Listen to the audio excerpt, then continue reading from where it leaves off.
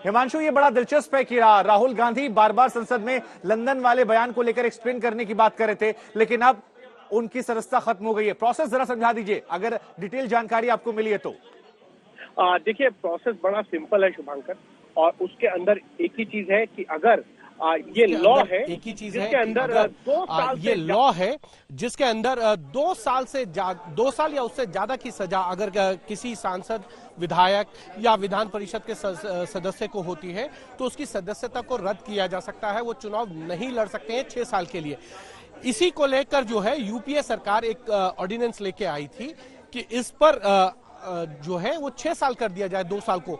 लेकिन राहुल गांधी ने press club के अंदर एक प्रेस कॉन्फ्रेंस के दौरान जो है उस ऑर्डिनेंस की कॉपी फाड़ दी थी तब। और अब उनको, क्योंकि सूरत के अंदर कल डिफेमेशन केस के अंदर जो है उनको 2 साल की सजा हुई है, 1 महीने का समय उनके पास है कि वो हाई कोर्ट जाएं और इस जजमेंट के खिलाफ जाकर स्टे ले आएं। लेकिन सारी पावर इस जजमेंट के बाद जो है वो स्पीकर के पास आ जाती थी।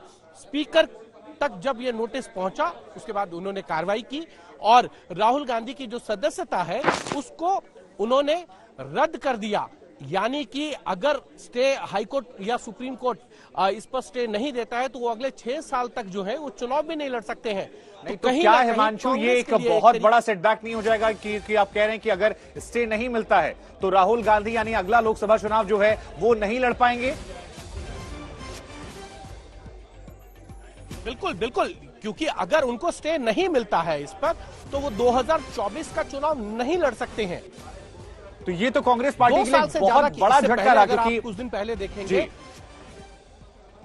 बिल्कुल, इससे पहले आप देखिए आजम खान, उनके खिलाफ इस तरीके से एक्शन लिया, उनके बेटे के खिलाफ हुआ। भारतीय जनता पार्टी के खतौली से एक विक्रम सैनी करके विधायक थे, उनके खिलाफ ये हुआ मामला। उनके ऊपर जब सजा हुई तो उनको भी जो है विधानसभा स्पीकर ने वहीं उनकी सदस्यता को रद्द किया और बाई इलेक्शन हुए। अब देखना यह है कि राहुल गांधी की सदस्यता अगर खत्म हो रही है तो 1 साल से कम, लगभग 1 साल के करीब का जो है वो समय बचेगा।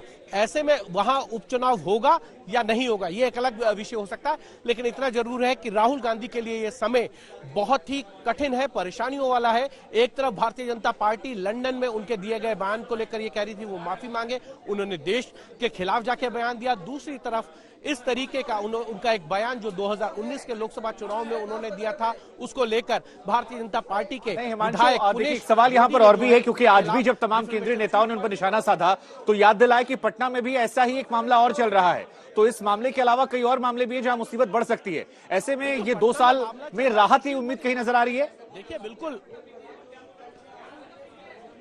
देखिए मुझे लगता है कि अगर वो हाई कोर्ट जाएं और हाई कोर्ट से उनको राहत मिल जाए तो ठीक है। मैंने अभी कुछ देर पहले आपको ये बताया था कि केरल के एक सांसद हैं, उनको भी 10 साल की सजा हुई थी एक मामले में अभी, और उनकी भी सदस्यता को रद्द करने का था। लेकिन वो गए सुप्रीम कोर्ट और उन्होंने उसको चैलेंज किया और सुप्रीम कोर्ट ने स्टे लगा दिया। उनकी सदस्यता को रद्द नहीं किया जा सकता। तो अगर राहुल गांधी हाई कोर्ट या सुप्रीम कोर्ट से उस पर स्टे ले आते हैं कि 1 साल से कम समय है या कोई और चीज को लेकर कि मैंने ऐसा बयान नहीं दिया है और उनके पक्ष में यह फैसला आता है, स्टे लग जाता है, तो फिर देखने वाली बात है। लेकिन इतना जरूर है, जो फैसला आया है उसके बाद ये तय हो गया कि कोर्ट के जजमेंट के पास ये बॉल जो है स्पीकर के पाले में थी, स्पीकर ने उस पर जजमेंट लिया और राहुल गांधी की जो लोकसभा की सदस्यता है उसको रद्द कर दिया है।